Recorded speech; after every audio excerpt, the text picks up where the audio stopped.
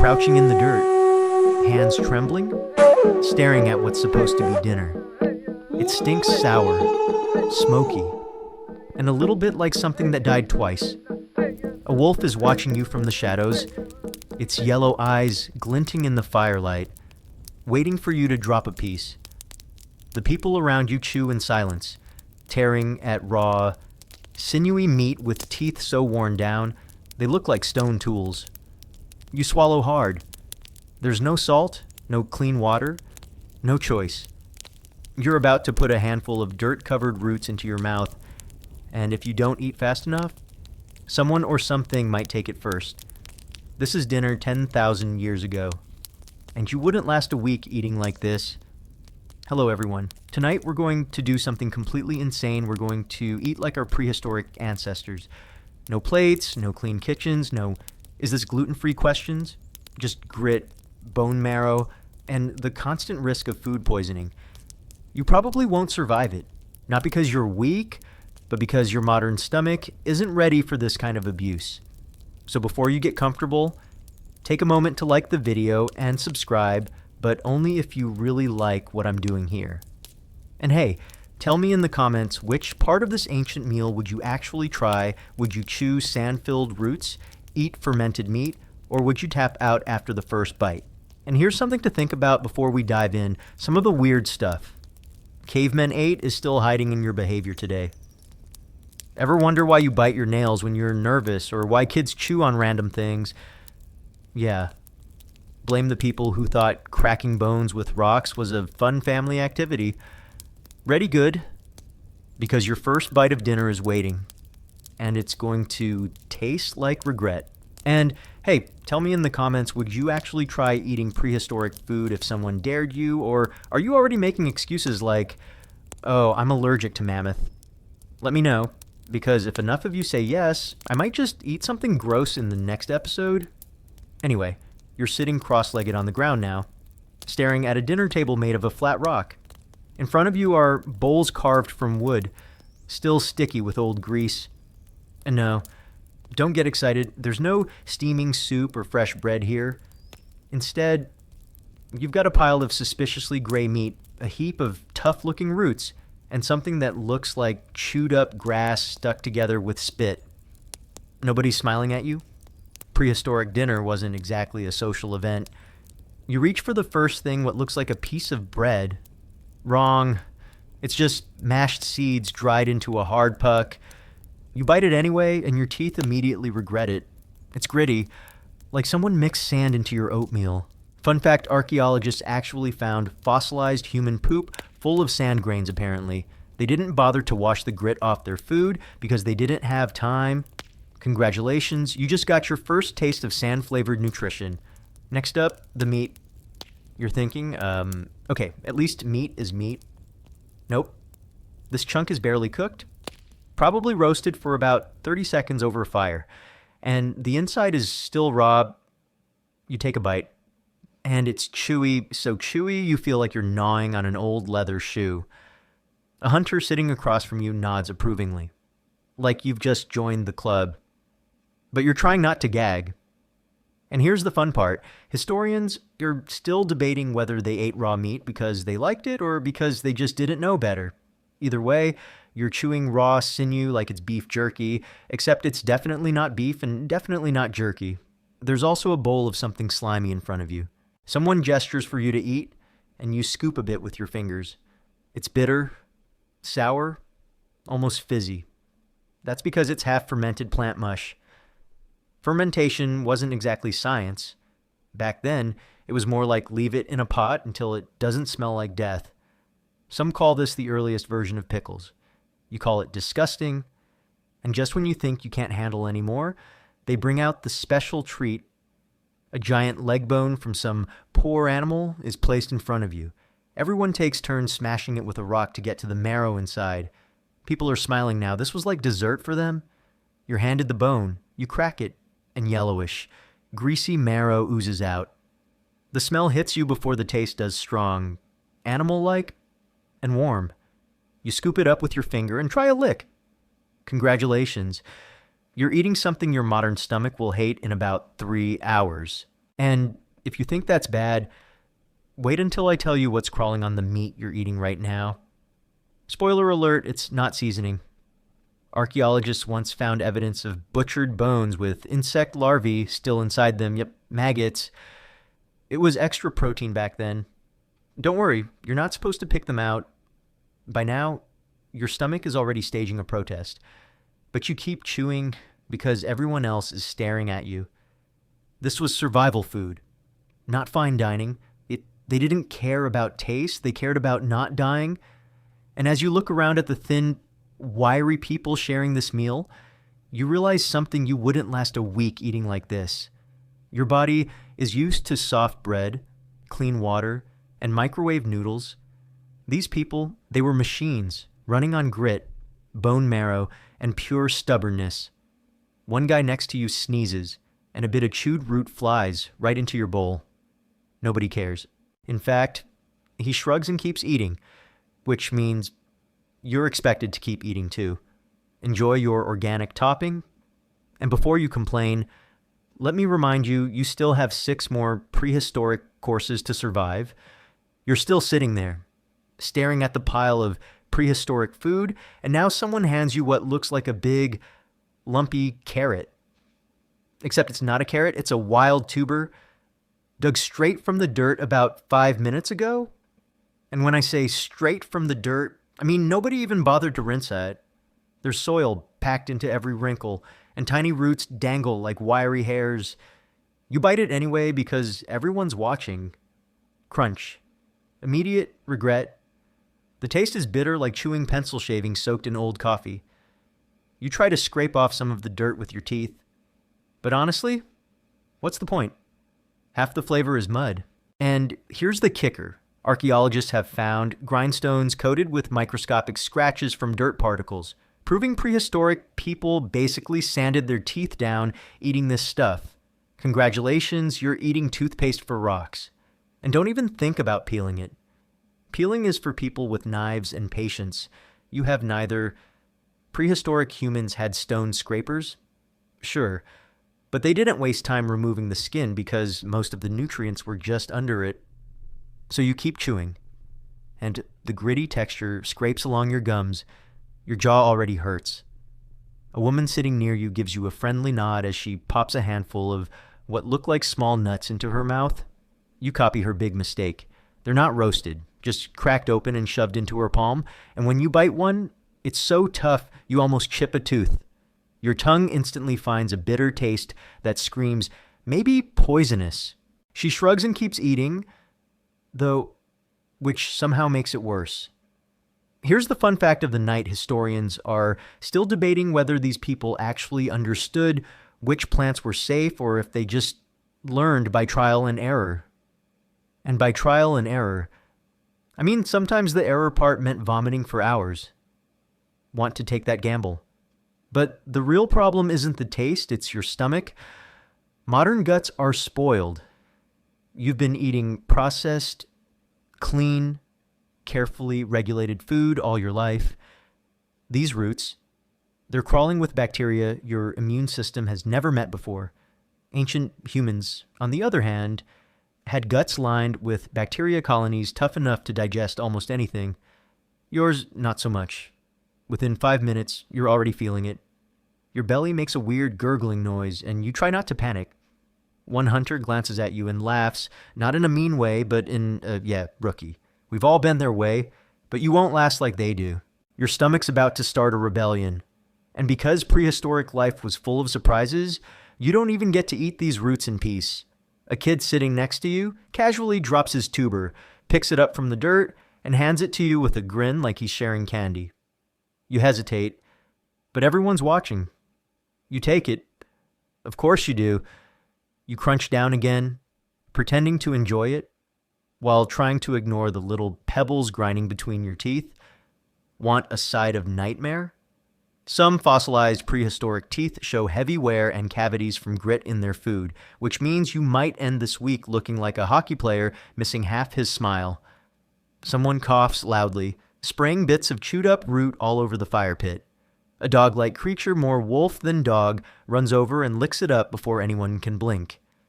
The people laugh.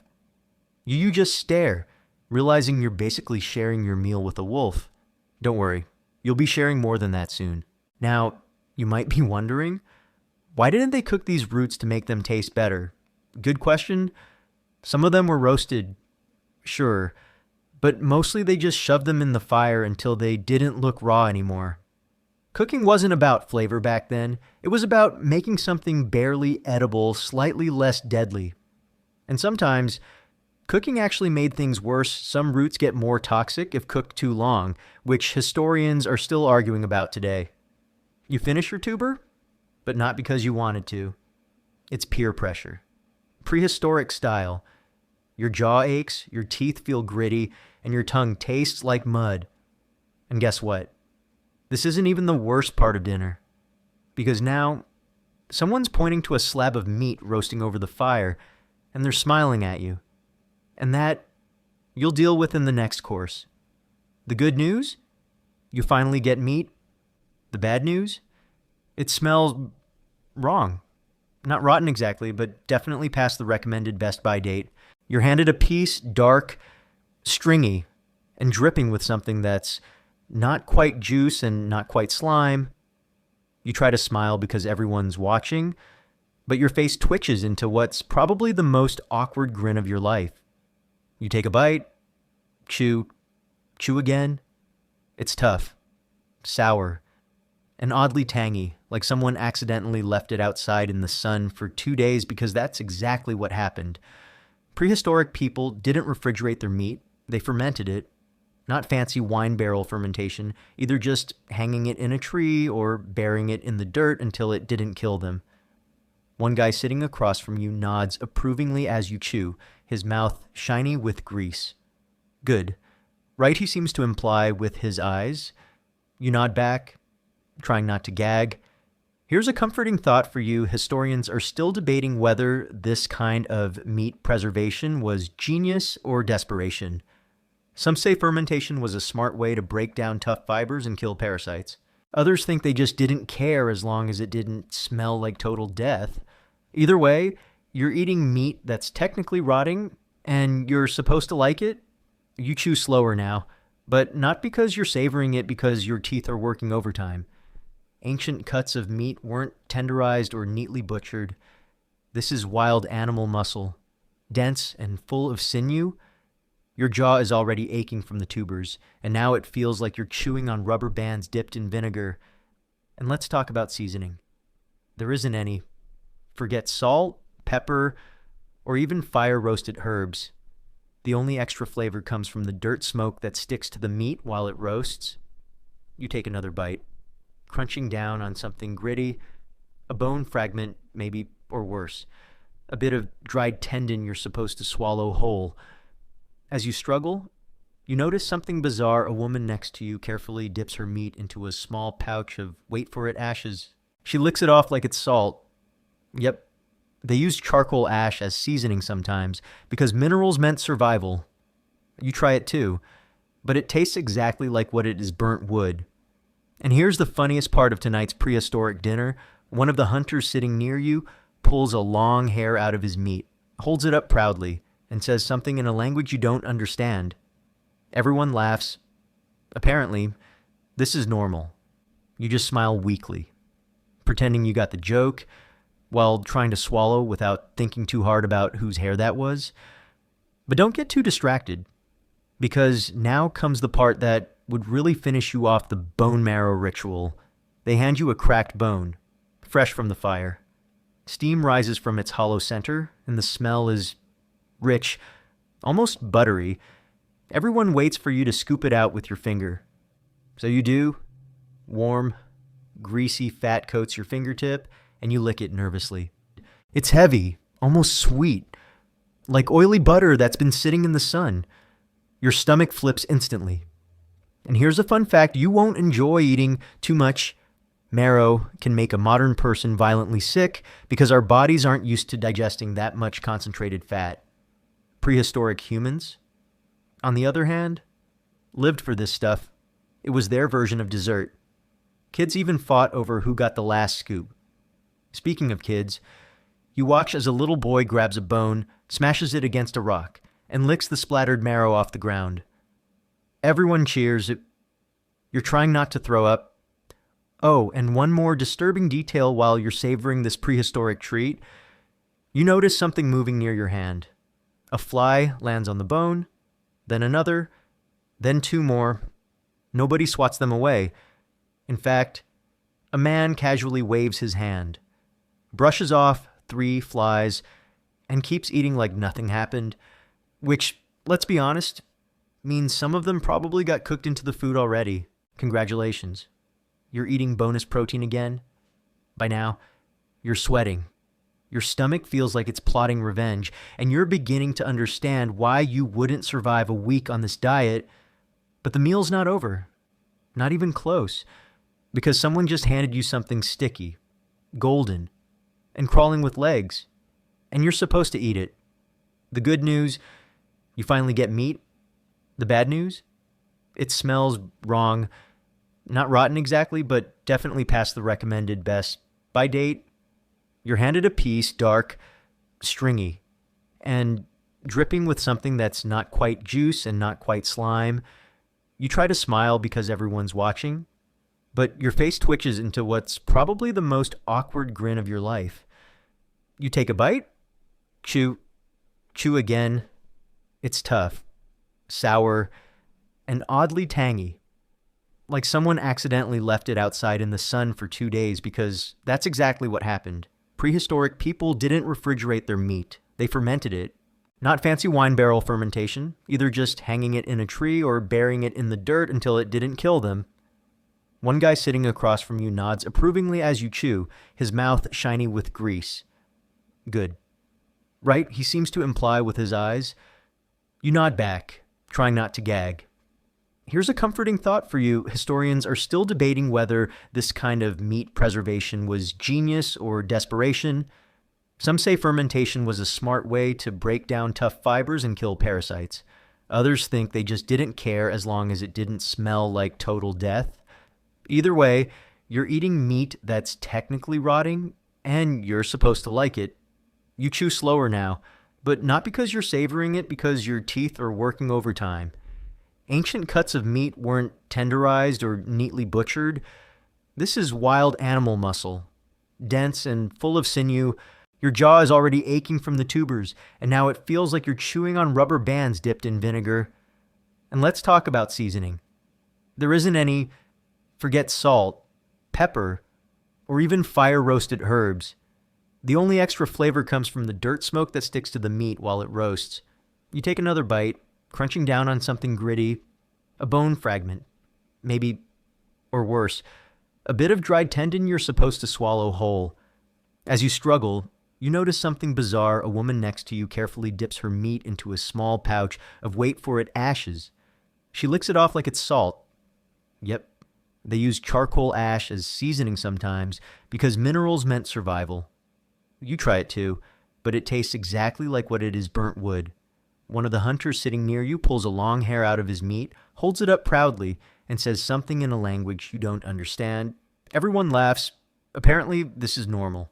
You just smile weakly, pretending you got the joke, while trying to swallow without thinking too hard about whose hair that was. But don't get too distracted, because now comes the part that would really finish you off the bone marrow ritual. They hand you a cracked bone, fresh from the fire. Steam rises from its hollow center, and the smell is rich, almost buttery. Everyone waits for you to scoop it out with your finger. So you do. Warm. Greasy fat coats your fingertip, and you lick it nervously. It's heavy, almost sweet, like oily butter that's been sitting in the sun. Your stomach flips instantly. And here's a fun fact you won't enjoy eating too much. Marrow can make a modern person violently sick because our bodies aren't used to digesting that much concentrated fat. Prehistoric humans, on the other hand, lived for this stuff. It was their version of dessert. Kids even fought over who got the last scoop. Speaking of kids, you watch as a little boy grabs a bone, smashes it against a rock, and licks the splattered marrow off the ground. Everyone cheers. You're trying not to throw up. Oh, and one more disturbing detail. While you're savoring this prehistoric treat, you notice something moving near your hand. A fly lands on the bone, then another, then two more. Nobody swats them away.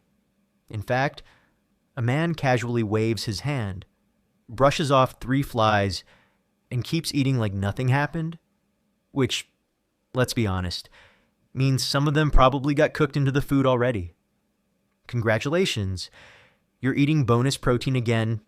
By now, you're sweating. Your stomach feels like it's plotting revenge, and you're beginning to understand why you wouldn't survive a week on this diet. But the meal's not over. Not even close.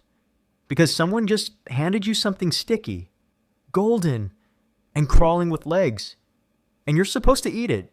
You're staring at your hands, which are now covered in something sticky and golden. Honey, finally. Something sweet.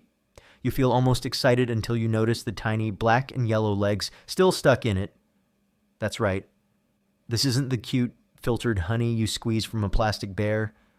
This is wild honeycomb, ripped straight out of a hive minutes ago, complete with bee wings, bits of wax, and, if you're unlucky, a stinger or two.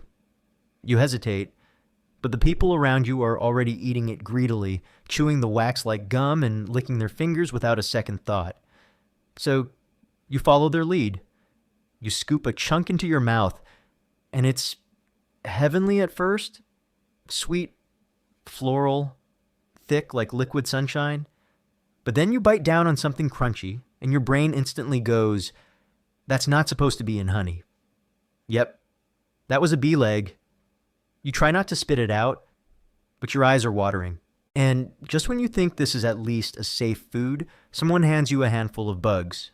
Not by accident, on purpose. Roasted grasshoppers. Big as your thumb. Legs still attached. Prehistoric humans loved insects high in protein, easy to catch, and you didn't have to chase them for miles. You're holding one like it might leap back to life. A hunter grins at you, pops 2 in his mouth, and crunches loudly. Wings and all. So you try one. The sound in your head is unbearable. Crunch. Crackle.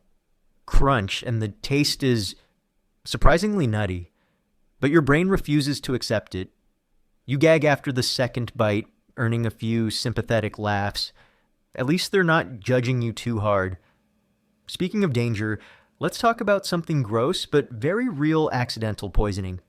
Many prehistoric plants looked almost identical to safe ones, so people played what I like to call berry roulette. They watched what animals ate and guessed it was safe for humans too, which worked most of the time.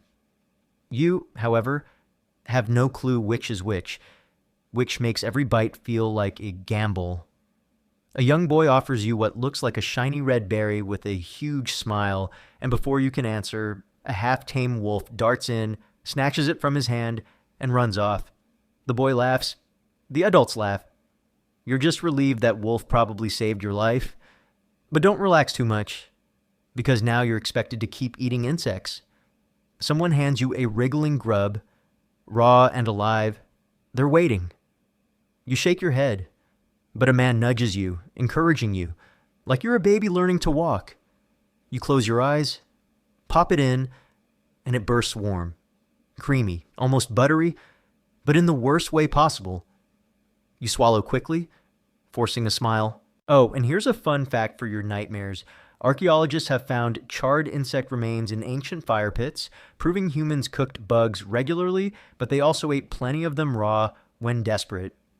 So congratulations. You're now officially desperate. Your stomach is already protesting, twisting like it's been personally insulted. You glance around, hoping maybe the meal is finally over. But no, someone's already preparing the next course. You're trying to sit still, clutching your overstuffed stomach, when a hunter tosses a strip of dried fish in your direction. It lands on your lap with a soft slap. You pick it up slowly, turning it over in your hands, and the smell hits you like a punch.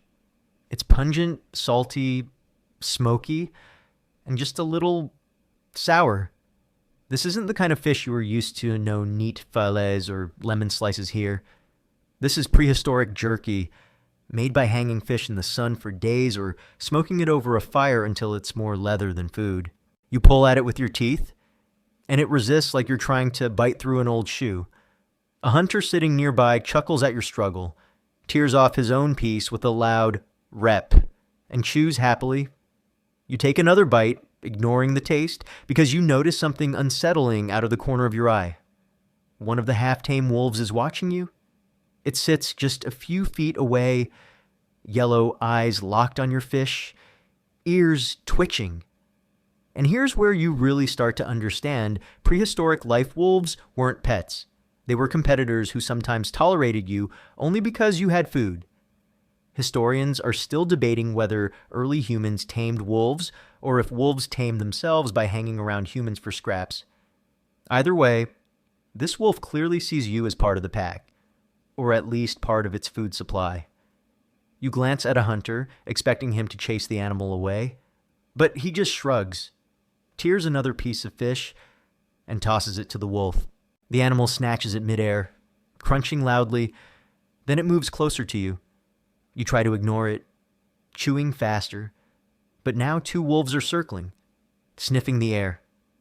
A child giggles and tosses a scrap directly at your feet. The nearest wolf lunges, teeth snapping just inches from your knee. Everyone laughs. You freeze, trying not to look terrified. And here's the funny part, at least funny to them. One man points at you, says something in his language, and gestures to the wolf like he's telling a joke. The others laugh harder. You get the feeling you just became the punchline to some prehistoric humor, the stranger who's scared of dinner dogs. You finally manage to chew your way through half the fish, which tastes salty and bitter, almost rancid in some spots. That's because prehistoric people didn't always gut their fish completely before drying them. Sometimes tiny bits of organ tissue fermented inside, adding what they probably called flavor. You call it revolting. And here's a fun archaeological tidbit. Evidence of ancient fish drying pits suggests people stored these things for months, sometimes even years. So congratulations. You might be chewing on something that's been sitting around since last season. The wolves are still eyeing you, tails flicking, waiting for you to drop something. Out of sheer panic, you tear off a chunk of your fish and toss it toward them. Instantly, 3 wolves dive for it, growling. And for a second, you wonder if they'll fight each other or decide you're easier to eat. But they don't. One grabs the fish and trots away, tail wagging slightly. The others follow. The hunters don't even blink. This is just normal dinner entertainment for them. You, however, are done. Your heart is pounding. Your stomach is churning. And you're starting to think instant noodles and energy bars are the greatest inventions in human history. And just when you think you might get to lie down and digest, someone stands up, grinning, and holds up something new, a bundle of roots and herbs tied together with string. Everyone cheers, which can only mean one thing. There's still one more course left to survive. The cheering dies down as the bundle of roots and herbs is dropped in front of you. It doesn't look bad at first glance, just a mix of green leaves and twisted tubers tied together with what might be animal sinew. It smells strange, bitter, sharp, almost medicinal. A woman sitting nearby nods encouragingly, as if to say, "Eat, it's good for you." You don't believe her, but you don't have a choice. Everyone's watching. And refusing food here feels about as rude as spitting in someone's face. So you take a bite of the first root. It's tough, fibrous, and tastes like dirt mixed with chalk. Your jaw hurts again, and you have to keep tearing at it like a dog with an old stick. Prehistoric humans ate roots like this not for flavor, but because they were full of fiber and vitamins. You, however, are realizing why modern people invented blenders. As you're chewing cautiously, the woman who handed you the herbs takes a different approach. She tosses them straight into the fire. Smoke rises, carrying a sweet, grassy smell. She waves the smoke toward her face, inhaling deeply, then laughs. You try to smile back, but your stomach twists at the thought of eating anything else. Your stomach is past complaining now. It's just done. You're full, but not the good kind of full. Your insides feel heavy, sour, like they're slowly filling with rocks. You can feel the sweat on your forehead, and your body is begging for water, clean water. Not the murky stuff they keep in those animal skin bags. The meal finally ends with everyone leaning back, satisfied. A hunter cracks a joke, and people laugh around the fire. Someone pats you on the back like you've passed some kind of test. You smile weakly, trying not to throw up in front of them. And as you sit there, looking at the greasy bones, the dirty roots, and the scraps of dried fish scattered on the ground, it hits you. You wouldn't last a week on this diet, not physically, not mentally. Your stomach would give up. Your immune system would surrender. And honestly, you'd probably beg for the comfort of processed food by day 2. Suddenly, you have a vivid, shameful craving instant noodles with clean boiling water in a quiet kitchen and maybe some chocolate for dessert. You'd trade every spear, every root, every greasy bone on this prehistoric table for one cheap pack of noodles right now, as the wolves curl up near the fire and the hunters pick their teeth with splinters of bone. You lie back, dizzy and exhausted, realizing something you'll never forget. For all the problems of modern life, at least we don't have to eat like this anymore. Modern life is a miracle you don't appreciate enough. Think about it. You don't have to crack bones with rocks just to get a mouthful of greasy marrow. You don't need to gamble with toxic berries, hoping you pick the right ones. And you certainly don't have to share your dinner with wolves, praying they're full enough not to bite you for dessert. Instead, you have refrigerators, stoves, seasoning, clean plates, and best of all, choices. If you don't like something, you push it aside and pick something else. Prehistoric people didn't have that luxury. Every meal was survival, not pleasure. They ate what they could find, not what they wanted. Your body isn't built for that kind of life anymore. Their guts were full of bacteria tough enough to digest raw meat.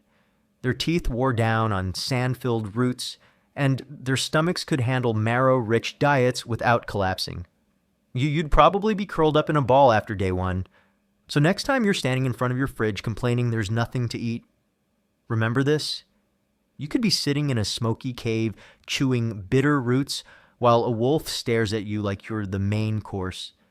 Modern life might not be perfect, but at least dinner doesn't try to kill you anymore. Thanks for sticking around through this prehistoric nightmare. If you enjoyed it, you know what to do, like subscribe, and tell me in the comments, which part of this ancient meal would you actually try?